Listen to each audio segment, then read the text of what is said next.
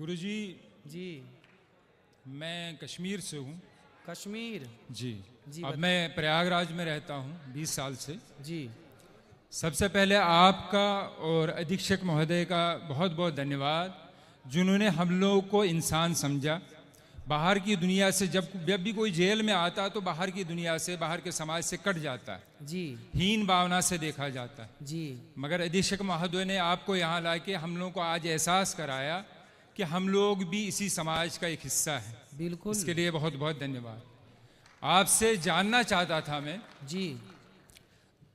अधर्मी और धार्मिक, इनमें दोनों में फर्क क्या है? धार्मिक किसको कहते हैं और अधर्मी किसको कहते हैं? धार्मिक और अधार्मिक, जी धर्मी और अधर्मी जी किसे कहते हैं? जी जो दूध पीता हो जी वो तो धार्मिक है, जी जो शराब पीता हो वो अधार्मिक है, जी जो गाय को माता मानता है जी वो धार्मिक है, जी जो गाय की हत्या करता है वो अधार्मिक है। जी जो जीव मात्र में दया रखता हो, सबके प्रति दया, जी जो चींटी से लेकर हाथी तक पर दया करता हो, सब पर दया का भाव जिसका है वो धार्मिक है। और जो क्रूर है, जो सबको मारना चाहता है, काटना चाहता, वो अधार्मिक है। जी। अब जानना ये चाहता हूँ जी।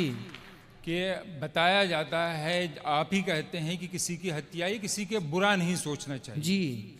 इसका मतलब है कि अक्सर हमने देखा है भजनों में या आखिर में पूजा में होता है कि अधर्म का नाश हो।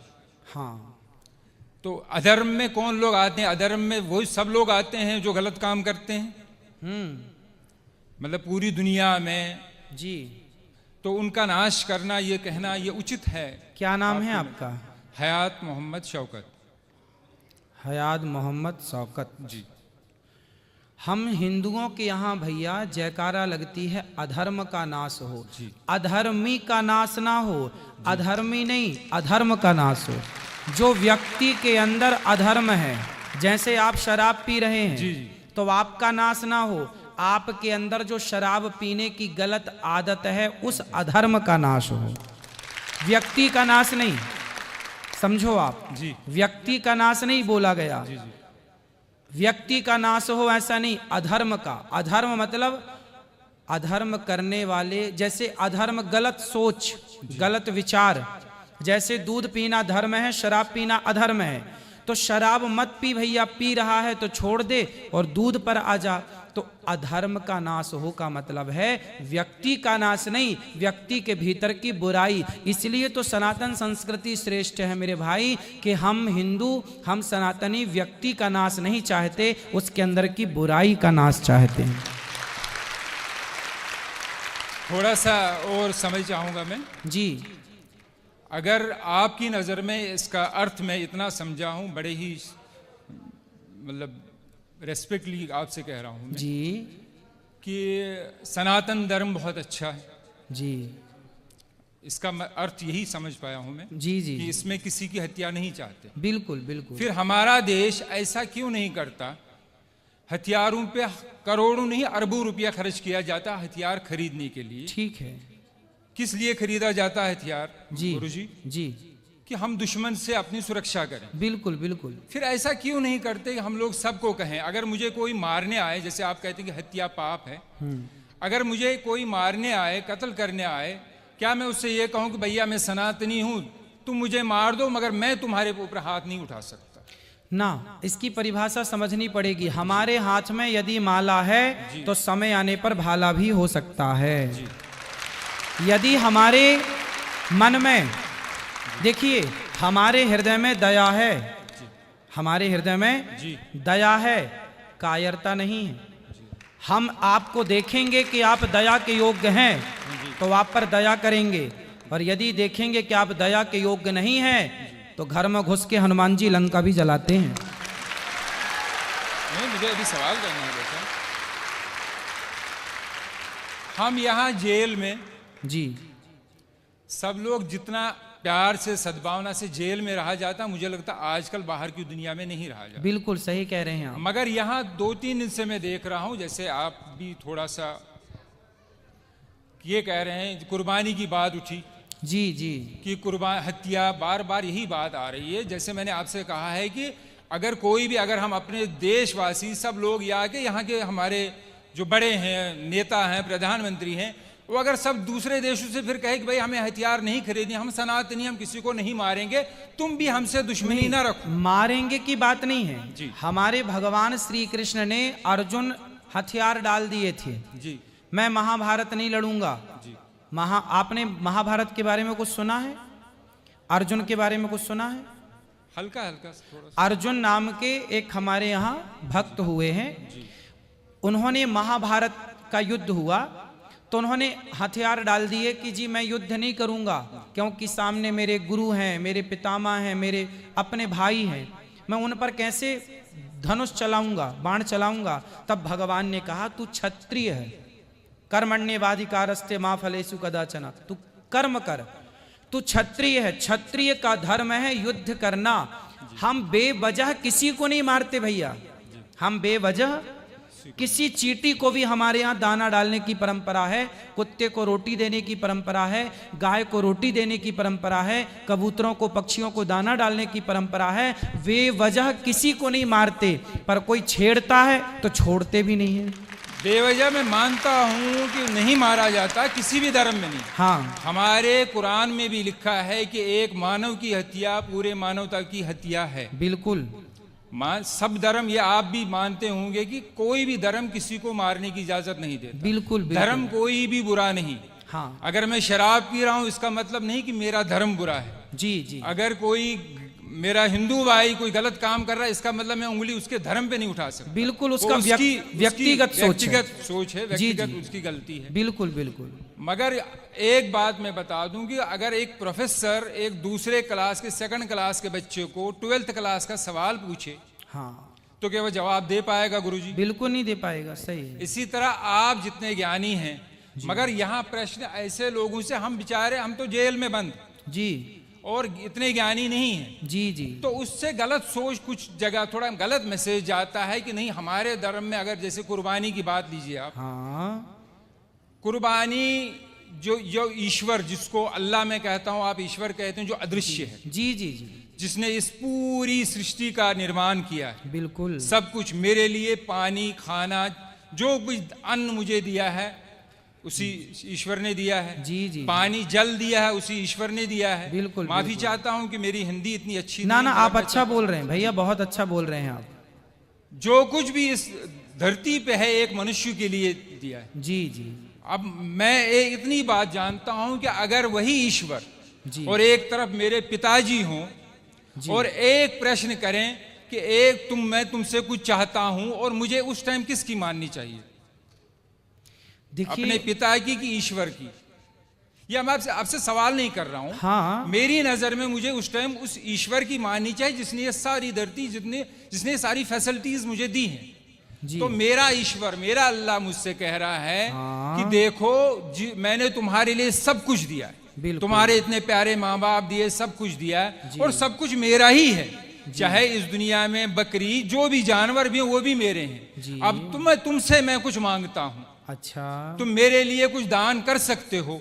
जी, इंसान की नहीं मांग रहा, जो हमारे प्रॉफिट जो रह चुके हैं उन्होंने उनको अपने बेटे को दिया था, जी जी जी, मगर उसके बाद कहा गया है कि तुम मेरे लिए कुछ कर सकते हो। जी, मैं जी। तो उनके लिए, अपने अल्लाह के लिए जान भी दे सकता हूं। जी जी जी, तो उसके बदले मैं जो हुक्म मिला है कि आप ऐसा कीजिए, ये दान किया कीजिए, तो ये सिर्फ इसलिए है कि एक प्रथा है कि मैं हमेशा हर पल तैयार हूं, जिसने मुझे इस दुनिया में लाया है, जो मुझे सब कुछ करता, मैं उसके लिए सब कुछ कर सकता हूं। ठीक है, ये विचार है मेरे। सही है, सही तो है। मैं ये नहीं चाहता है कि कोई गलत मैसेज जाए। बिल्कुल गुरुजी। बिल्कुल। देखिए, बात गलत और सही की नहीं है, बात तो पर्सनल, व्यक्तिगत। जैसे मैं आपसे एक सामान्य सवाल करूं, इस पर नहीं कि आपका मजहब क्या है, पंथ क्या है, धर्म क्या है। जी।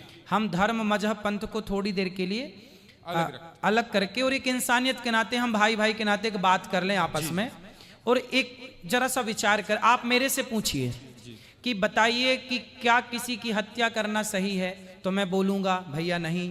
ऐसे ही मैं आपसे पूछता हूं एक भाई के नाते, एक सामान्य चर्चा के नाते, कि बताओ किसी की हत्या, हम भगवान को, अल्लाह को अभी जी इस बात से अलग रखें, बस एक सामान्य दृष्टिकोण से बात करें कि बताओ, आप मेरे से पूछे, अभी आपने पूछा मेरे से, तो मैंने बताया कि हत्या करना गलत है।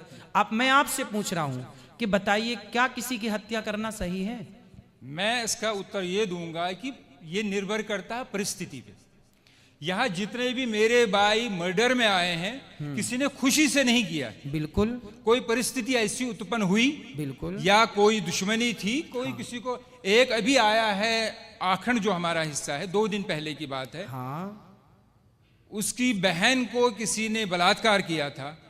वो लड़का बलात्कारी अंदर आया, मगर वो 2 महीने में जमानत पे छूट गया, तो उसके भाई ने उसको बाहर मार दिया।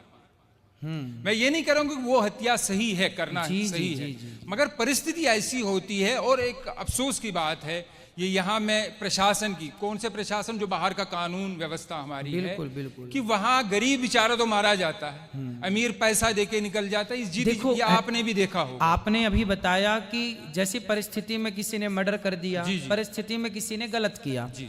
तो परिस्थिति में गलत कर दिया, पर यहाँ जितने लोग हैं, मैं आपसे भी पूछूं कि आप यदि किसी का मर्डर करके आए हैं, तो क्या यहाँ से जाने के बाद आप फिर वो गलती करेंगे?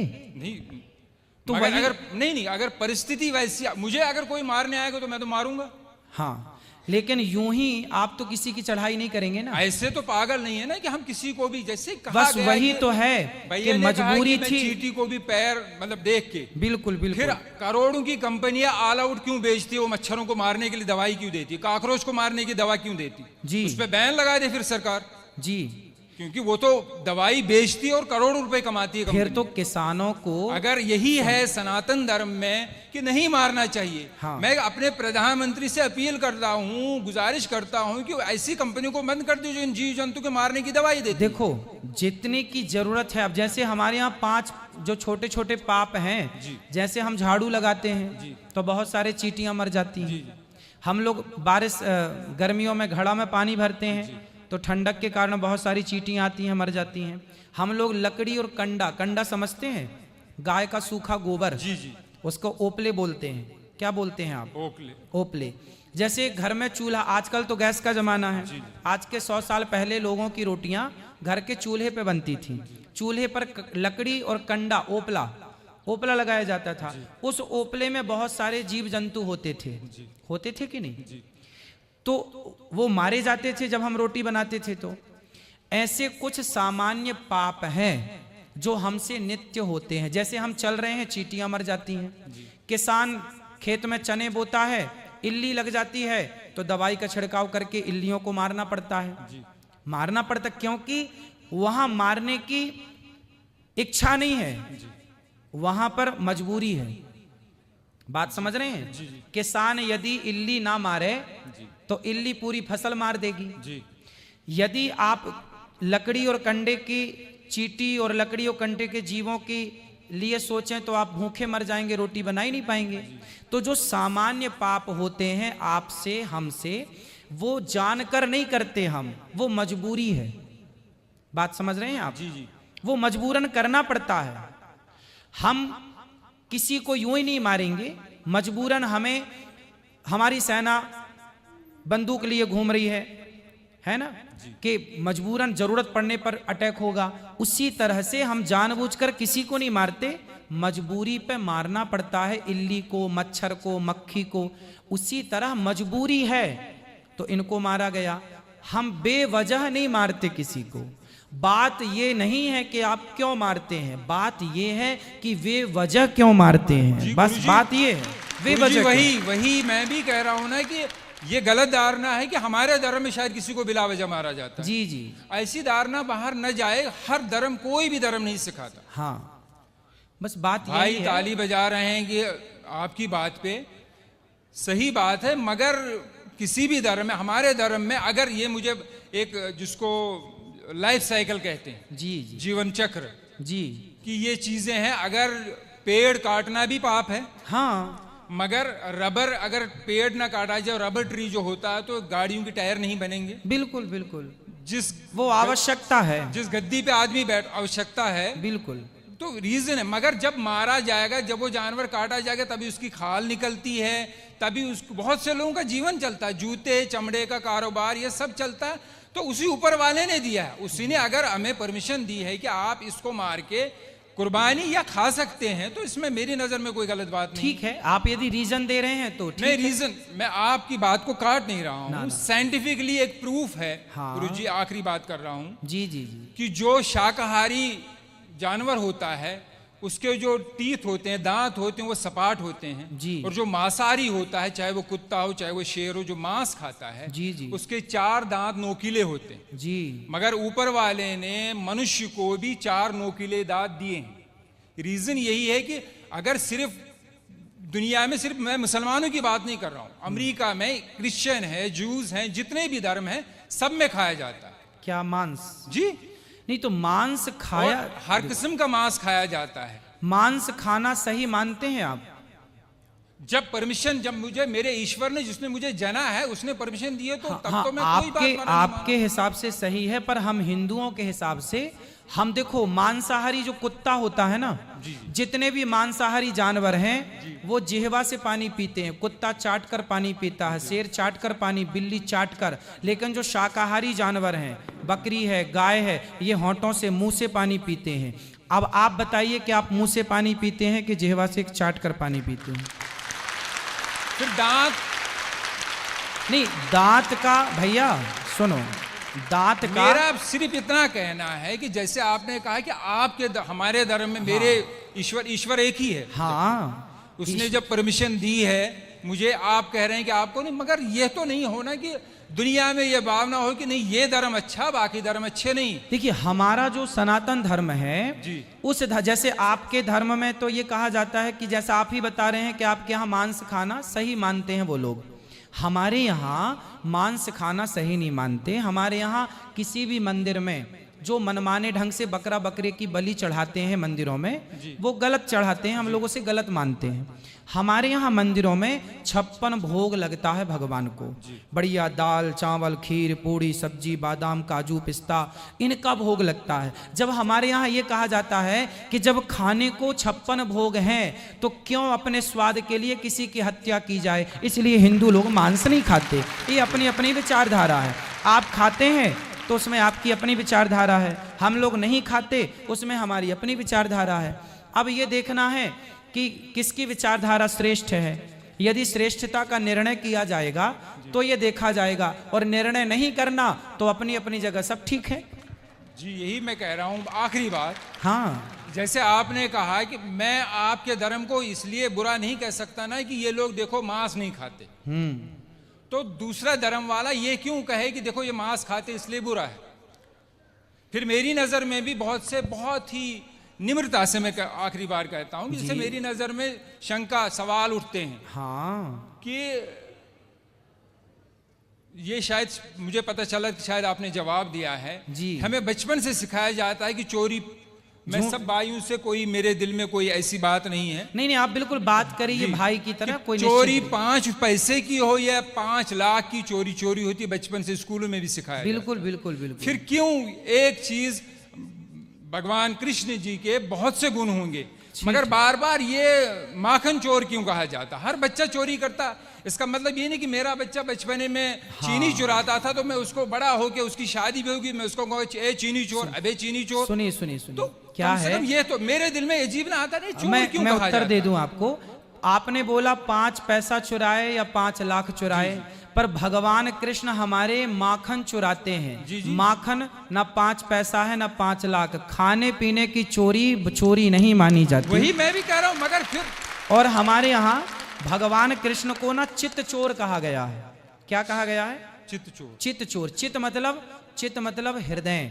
माखन चोरी का मतलब है मक्खन के जैसा जिसका मन होगा उस मन रूपी माखन की चोरी कर लेते हैं भगवान। ये मतलब मन में एक सवाल था कि मतलब अजीब सा लगता था कि ऐसा क्यों कहा जाता। आपने हाँ, उसको स्पष्ट कर दिया। जी जी, बाकी धन्यवाद। खुश। और कोई सवाल हो तो पूछिए। आप अच्छा लग रहा है आपसे बात करके।